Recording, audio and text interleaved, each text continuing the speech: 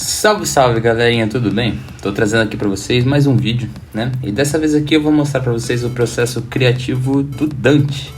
Vai ser uma peça que eu tô fazendo aqui pro braço, né? Do ombro ao cotovelo.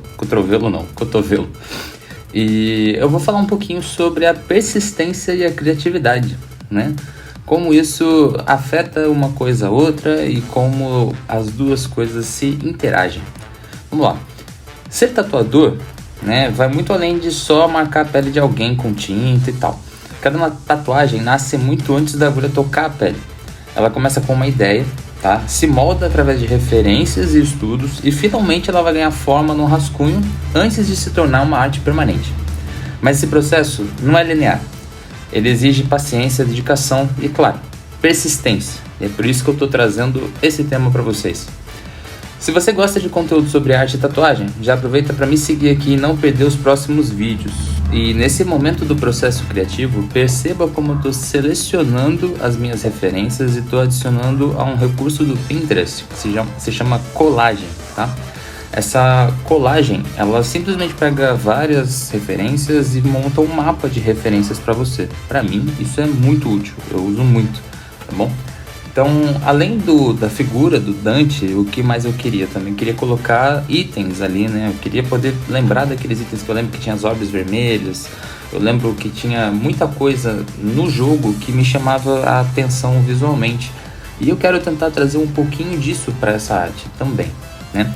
Então, eu fui selecionando as referências ali que me foram sendo cabíveis, né? Adicionando a minha colagem para montar esse meu mapa de referências. E sabemos que todo mapa leva a uma jornada. E a arte da tatuagem é uma jornada que mistura técnica, criatividade e um tanto de paciência. Muitos começam desenhando, rabiscando cadernos e explorando estilos sem ainda saber que um dia poderiam sequer trabalhar com isso. Isso aconteceu comigo. Outros já entram no mundo da tatuagem com uma noção clara do que querem, criar arte na pele das pessoas e transformar histórias em imagens. Isso daí já é um segundo ramo e é o que a gente tenta almejar, né? Mas a verdade é que ninguém começa sabendo tudo. Ser tatuador é como aprender um novo idioma. No começo é difícil juntar as peças, mas com o tempo e a prática tudo começa a fluir melhor. O aprendizado nunca para, e é isso que torna essa profissão tão desafiadora e ao mesmo tempo tão gratificante. A transição do papel para a pele também é um desafio. O que funciona no desenho pode não funcionar na pele, porque ela tem textura, elasticidade e está sempre em movimento. Aprender a respeitar essas nuances é parte do crescimento do tatuador. E quando a gente para pensar nisso, a gente percebe que essa transição ela afeta a gente e naquilo que a gente precisa aprender. Quando a gente está aprendendo, por exemplo, grafite e papel, ou grafite e sulfite, né? Você tem que aprender sobre o grafite, tem que aprender como é a composição dele, como funciona, né? Como é que vai ali do F até o B, HB, né? E assim vai, H também, para as grafites mais macias, mais duras.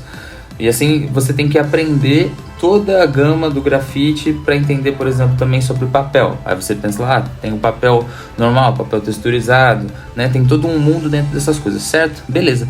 Quando a gente vai para tatuagem, a gente já tem que entender que o nosso material mudou, certo? Então, o que a gente antes trabalhava com lápis e papel, agora é agulha, tinta e pele. Percebam como nesse momento eu migrei para o Discord, né? Eu estou usando uma ferramenta chamada Midjourney, que me ajuda a gerar referências com inteligência artificial.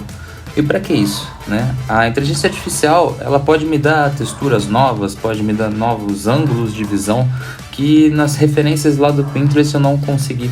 Então, é essa a ideia quando eu utilizo a inteligência artificial ao meu favor, entendeu? A inteligência artificial não vai roubar seu emprego. Fica tranquilo, o que vai acontecer é as pessoas que sabem utilizar as ferramentas corretamente vão se destacar. Só isso, tá bom, gente? E nisso, vamos voltando à persistência. A questão da persistência acaba até influenciando na cultura e no estilo de vida do tatuador e na arte dele, né? Cada artista carrega consigo algumas experiências que moldam as suas escolhas estéticas. Alguém apaixonado por cultura oriental, por exemplo, pode se especializar em tatuagens japonesas, né? Enquanto o outro, que é fã de realismo, pode buscar a perfeição naqueles rostinhos e tal. Então, tudo isso acaba influenciando nas nossas escolhas estéticas, e as dificuldades que a gente ultrapassa nos ensinam a ter soluções práticas e aplicáveis na nossa vida. Isso é bem doido, mas a gente vai falar um pouco mais sobre isso e vai fazer mais sentido nos próximos vídeos. E você que está me ouvindo, você já pensou em aprender a tatuar? Ou você já tatua? Você lembra como foi o seu primeiro trabalho? Quais foram as maiores influências para você? Vamos lá, agora falar em influência, eu vou continuar falando sobre as referências. E aí todo o processo criativo ele precisa de um ponto de partida, né? No universo da tatuagem, a busca por referências é essencial. Hoje, vocês viram que eu usei o Pinterest, né? Mas lá reúne vários estilos, desde os clássicos até os mais modernos e abstratos. Mas as referências não podem ser modelos a serem copiados, mas sim um ponto de partida para criar algo novo. E é aqui que entra um diferencial interessante, né? O uso da inteligência artificial, como eu já estava falando para vocês. Ferramentas como Midjourney permitem gerar composições únicas, misturando elementos de forma inovadora. Mas é importante lembrar que a IA não substitui o olhar artístico, ela apenas sugere caminhos que cabem ao tatuador lapidar.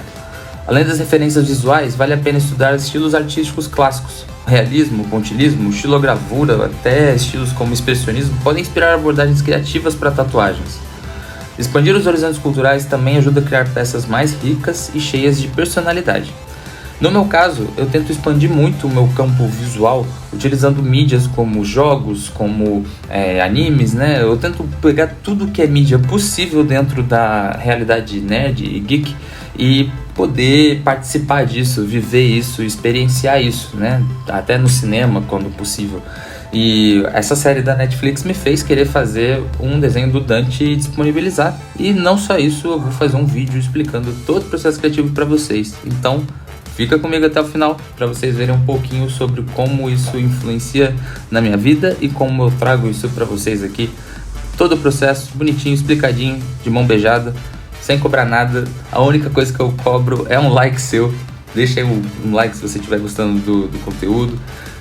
E se tiver algum comentário ou sugestão também, pode deixar aqui no canal, que isso é muito bacana e me ajuda muito a crescer, tá bom? Então, vamos dar seguimento aqui. E já que a gente está falando sobre Midjourney ainda, eu queria saber de vocês, né? Se vocês já usaram IA para buscar inspiração e o que vocês acham disso, né? Porque eu, ultimamente, vou falar, eu tenho usado bastante a IA.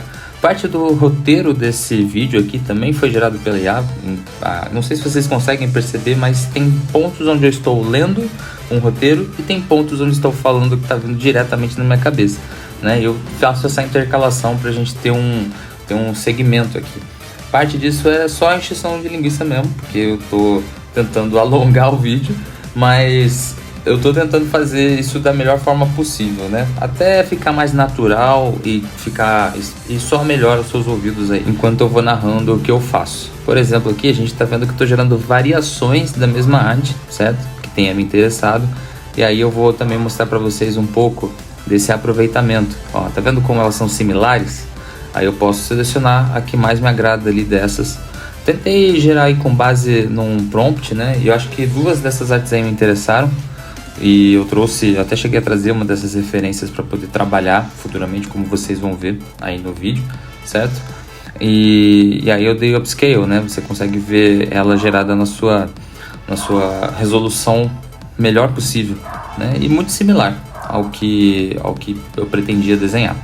Então o que eu faço aqui, né? Eu trago a minha referência como uma segunda camada de referência mesmo, tem lá no Procreate, né? E ela sempre vai ficar visível para mim, para eu poder selecionar. E a partir disso, eu começo já a trazer um molde, que é onde eu vou trabalhar. Eu quero um molde para o braço, ombro ao cotovelo, né? Então eu vou usar um aplicativo que eu gosto muito, que é o Magic Poser. Ele é muito útil e me ajuda muito com a construção de personagens, com moldes para poder encaixar a tatuagem. Eu uso muito esse aplicativo, acho que vale a pena você ter ele. Mesmo a versão gratuita já me é muito útil. Como por exemplo, eu vou buscar esse molde aqui, né, de ombro até o cotovelo, para poder me ajudar a desenvolver a arte, ok? Aí tem como você exportar esse arquivo sem o fundo, com fundo transparente, né? Isso é muito útil para você poder desenvolver as camadas sem precisar ficar apagando, né, as laterais. Então eu exporto ali com fundo transparente, salvo a imagem, digital, trago para dentro do Procreate depois para a gente começar a desenvolver o projeto em cima desse molde, certo? E depois de reunir referências, chega a hora de traduzir tudo isso em um rascunho. É aqui que entra um dos maiores desafios no processo, né? Transformar essas ideias abstratas em algo concreto. Um erro comum, especialmente para quem está começando, é a pressa. A ansiedade de ver o desenho finalizado pode levar a alguns descuidos na composição ou até na fluidez dessas linhas. Por isso, o ideal é encarar o rascunho como um momento de experimentação. Nem sempre o primeiro traço será perfeito, o primeiro rascunho vai te atender, e tudo bem. Faz parte do processo revisar, refazer e aprimorar. E além disso, o rascunho não serve apenas para o tatuador visualizar a peça finalizada, mas também serve para o cliente entender como a arte vai se adaptar ao seu corpo. Afinal, a tatuagem não é um adesivo, né? Vai ficar para a vida toda, até o último dia. E a forma do corpo influencia diretamente na percepção do desenho. Então a gente tem que considerar isso desde o início, porque você vai ver, vai fazer toda a diferença no resultado final. Eu vou interromper o vídeo por aqui, mas eu vou fazer uma parte 2 e eu quero ver vocês lá, tá bom? É isso, tamo junto, muito obrigado e até o próximo, hein? Vou deixar aqui no card para vocês irem lá.